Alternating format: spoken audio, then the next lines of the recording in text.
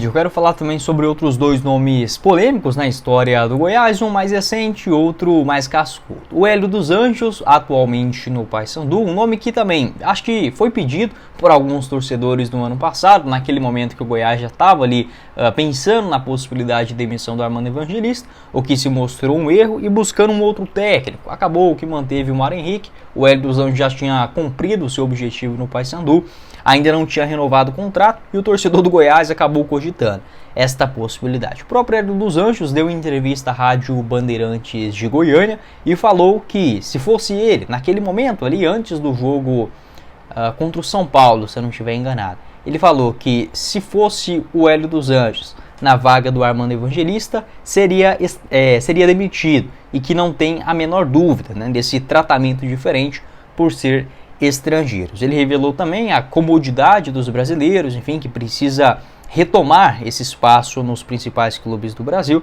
mas colocou esta ponderação, né, que se fosse o Hélio dos Anjos na vaga do Armando Evangelista, seria demitido. Olha, olhando agora, né, naquele momento o Armando não tinha saído do clube ainda, eu acho que não, tá? Acho que o Goiás ele foi até que apressado demais com o Armando, né? Apesar das derrotas, ficava claro que aquilo não era só por causa dele, né? Ele podia ter algumas insistências burras e etc. Mas o que o Goiás fornecia para o Armando Evangelista fazer mais do que aquilo? Até acho que aquele período que o Goiás empata com o Corinthians lá, empata com o Botafogo, até o jogo contra o Bahia em casa, o Armando vinha fazendo um milagre com aquele time horroroso do Goiás, que teve sim grandes chances de permanecer na Série A. A reta final acabou prejudicando muito, enquanto o Paulo Rogério Pinheiro negociava a renovação de contrato com o Armando. No outro dia, o Edminho Pinheiro acabou demitindo ele, tá? E essa informação não é eu que estou dizendo, ela foi confirmada,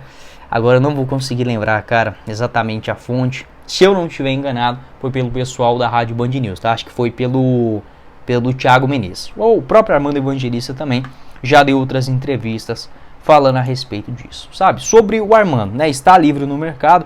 Acho que ele não voltaria para o Goiás, porque, querendo ou não, as pessoas que comandavam o clube no ano passado, grande parte delas ainda estão neste ano de 2024, apesar de mudanças, enfim, acho que o clima não daria certo, mesmo enxergando que o Goiás deveria sim ter renovado o contrato do Armando para esse ano de 2024, independente do resultado, porque quem rebaixou o Goiás não foi o técnico português. Ele é o melhor técnico do mundo, muito longe disso também, mas é uma opção sim que me agrada. O Hélio dos Anjos também é um técnico sim, bom, vem fazendo bons trabalhos no Paysandu, está invicto nessa temporada, 8 vitórias e 3 empates, provavelmente não deixará o Paysandu nesse momento da temporada, tá? Então o enredo geral sobre os técnicos aqui do Brasil, essa dificuldade de você encontrar nomes, por exemplo, brasileiros livres, Argel Fux, Jorginho, Alex, técnico em São Paulo, Adilson Batista, Ney Franco, Celso Rotti,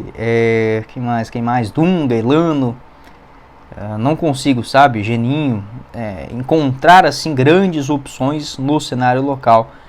Lisca, o Mano Menezes é um técnico bom, mas muito caro, né, para a realidade do Goiás, então é complicado você achar assim, opções para, demite o Zé Ricardo agora e busca tal nome que está livre dando sopa no mercado.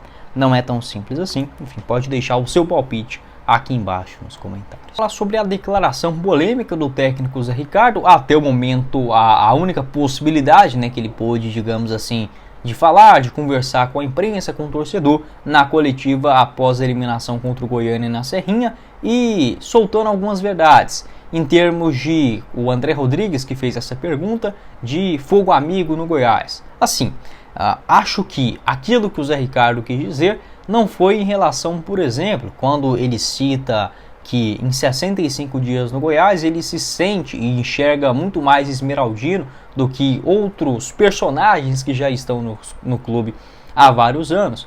Eu vejo que ele quis dizer muito mais em relação ao pensamento, né, desta diretoria, dos conselheiros, enfim, até mesmo no dia a dia do clube, do que propriamente de oposição. Até porque a oposição no Goiás seria uma utopia gigantesca, tá? Não que, assim, eu não sou um cara de conseguir enxergar assim maneiras do Goiás sair da forma que ele é gerido hoje, né? Eu já tenho esse pensamento assim desde a temporada passada, onde falei, olha, esse modelo de gestão ele é melhor do que o passado, né, do que onde o Goiás tinha um presidente, etc, aquela coisa errada toda. Mas está longe de ser um clube dos sonhos, um Goiás profissional, um Goiás 100% isento, vamos colocar assim, ou até mesmo com a pequena participação do torcedor. Isso não vai acontecer e, sendo bem sincero com vocês, eu não consigo enxergar isso nunca no Goiás, tá? De participação de torcida, de aumento do conselho, de votação. E quando chegar uma SAF, né, a pessoa que investir vai ter aí, sei lá, 90, 50, 70, que seja, das ações do clube tomando de conta, né, e aí o torcedor acaba ficando fora disso. Era muito melhor se fosse para o torcedor ficar tão banalizado como ele é no clube, se fosse uma SAF séria com poder de investimento também na montagem de elencos, um clube mais profissional, que dê mais conforto em seu estádio, enfim. Não acho que o torcedor do Goiás ele quer só votar, só palpitar, não é isso, mas sim ver uma mudança dentro do clube, aspectos de gestão, de filosofia, de reforços e obviamente, né, dentro de campo, isso acaba refletindo. Vejo que essa entrevista do Zé Ricardo, se fosse no ano passado, onde todas as decisões eram tomadas pelos membros, né, da família e que tem um ego gigantesco, né, onde você falar algo que não agrada, seja um jogador, um técnico, até mesmo um comentarista, né? O Marcelo Borges ele já relatou isso inúmeras vezes, né? Da forma de tratar, sendo que às vezes ele faz uma crítica um pouco mais pesada, muito longe de ser desleal, e aí o dirigente já vem falando em um outro tom, né? Natural do ser humano sentir uma outra revolta, mas quando isso ultrapassa a questão profissional do clube, atrasa muito, né? E o Emerson Ávila, por exemplo, foi uma presa fácil nesse quesito do ano passado, onde ele simplesmente falou a verdade, né, naquela escalação do Goiás contra o Ginásio.